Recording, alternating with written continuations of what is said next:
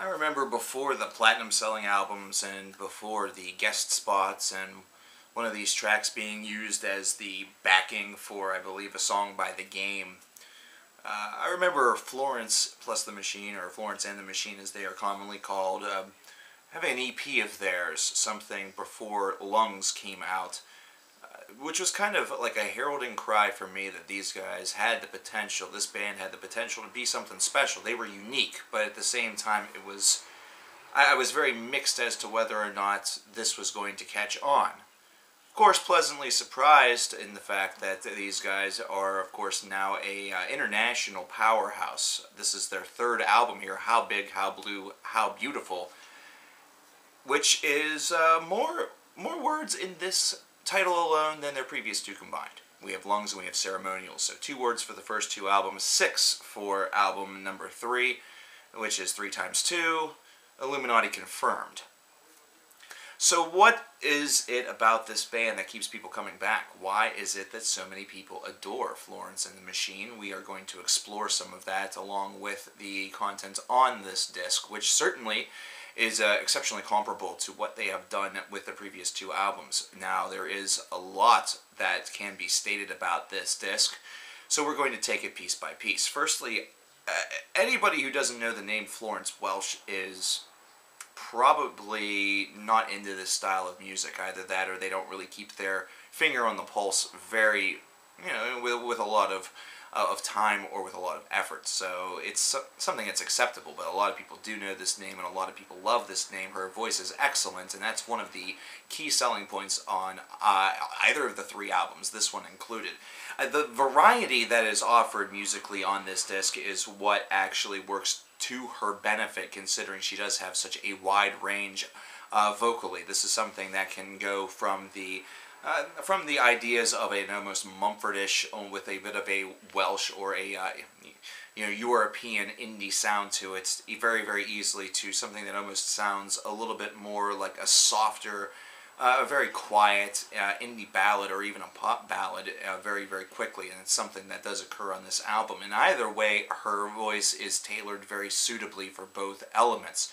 It's something where she's able to rock out a little bit with the group and hold her own and have a lot of fun, and the whole entire thing still has that resilient ideal to it, but whenever she's able to really make it very intimate, make it very personal, and it's very much vocally centered, with the band only having some minute areas in the background sort of to drive the melody and focus the overall energy of the album behind her vocals. It's something that really works very nicely.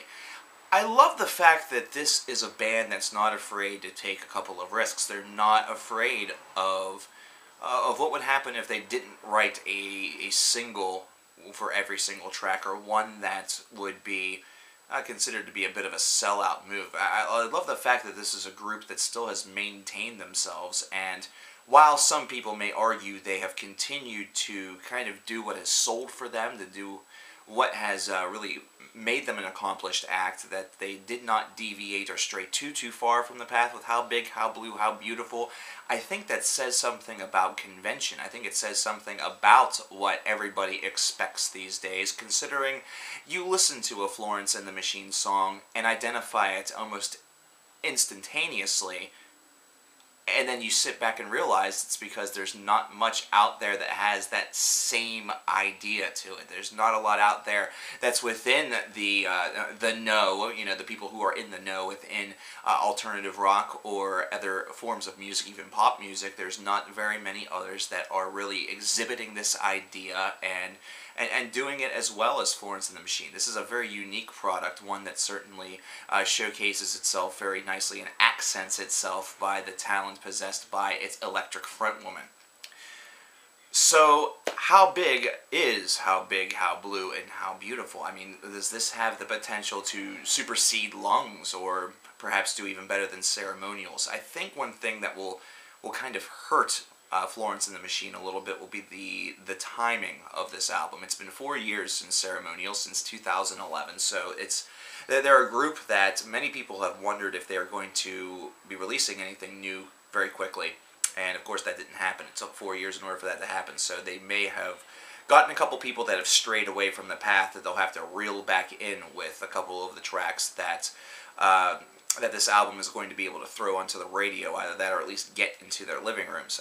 But aside from that, I feel that this has the potential for that same big summer album feel, one that you could easily take alongside you to perhaps a lake venture or someplace in the mountains that you perhaps plan to sit around and just sort of enjoy some time with some family or with some friends. Right from Ship to Wreck, whenever this album begins, you can definitely start to sense some of the personal nature of this disc. What Kind of Man, the second track, exhibits this a little bit as well, really taking the lyricism in almost an accusatory fashion toward this individual.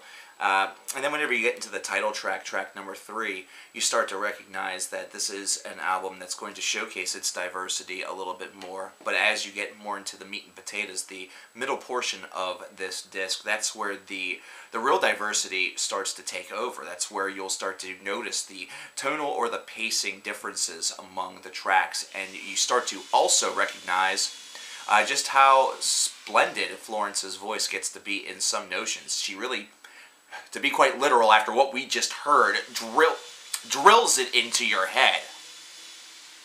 I told you there was stuff going on downstairs and an update on Facebook. Sorry.